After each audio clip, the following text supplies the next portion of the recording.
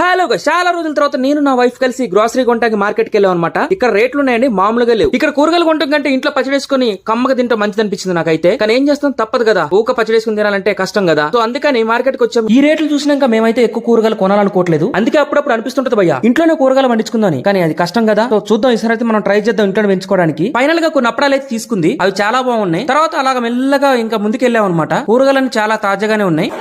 Final గా రేట్లు ఎక్కువ తక్కువ 4 కూరగాయలు తీసుకున్నాం. అలా తీసుకొని ముందుకెళ్లి కొన్ని అట్టిపళ్ళు, కొన్ని ద్రాక్ష పళ్ళు తీసుకున్నాం. అవి తీసుకొని ముందుకెళ్తుంటే మావిడికి రొయ్యలు, పీతలు, ఎండి చేపలు కనపడ్డాయి. అవంటే మావిడికి చాలా ఇష్టం. చూడగానే ఎగ్జైట్ అయిపోయింది. మావిడంత ప్రేమ అడిగినాక నేను ఊకుంటానా, సూపర్ మెన్ లాగా అన్ని కొనిచ్చేసినాం. అందరికీ నాదో విన్నపం, మన ఛానల్ ఇప్పుడే గ్రోత్ అవుతుంది. సో మీరందరూ సబ్స్క్రైబ్ చేసి మన వీడియోస్ లైక్ చేశారంటే ఇంకొంచెం సపోర్ట్ గా ఉంటుంది. తనైతే మస్తు హ్యాపీ అయింది, తనకు కావాల్సిన కొనిచ్చానని చెప్పేసి. అంతా అయిపోయినాక తను డల్గా ఉంది. డల్గా ఎందుకున్నావు అంటే నాకు ఆకలి అవుతుందని చెప్పింది. నాకు ఆ విషయం తెలియక అట్టిపళ్ళు మొత్తం తినేస్తున్నా. మీరైతే వెళ్తూ ఒక సబ్స్క్రైబ్ చేసుకోండి గాయ్స్, తను హ్యాపీగా అవుతుంది.